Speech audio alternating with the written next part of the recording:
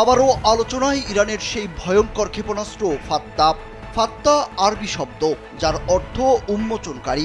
এটি ইরানের তৈরি প্রথম হাইপারসনিক ক্ষেপণাস্ত্র। ক্ষেপণাস্ত্রটি উন্মোচনের সময় আইআরজিসি অ্যারোস্পেসের তৎকালীন প্রধান আমির আলী হাজিজাদে বলেছিলেন, ফাত্তা ইরানের ক্ষেপণাস্ত্র প্রযুক্তির জন্য একটি প্রজন্মগত অগ্রগতি। এটি পৃথিবীর বায়ুমণ্ডলের ভেতরে এবং বাইরে পরিবর্তনশীল গতিপথ অনুসরণ করতে পারে এবং যে কোনো ক্ষেপণাস্ত্র প্রতিরক্ষা ব্যবস্থাকে ভেদ করতে পারে। তিনি বলেন, ফাত্তাকে অন্য কোনো ক্ষেপণাস্ত্র দিয়ে ধ্বংস করা যাবে না, কারণ এটি বিভিন্ন দিকে এবং বিভিন্ন উচ্চতায় চলাফেরা করে।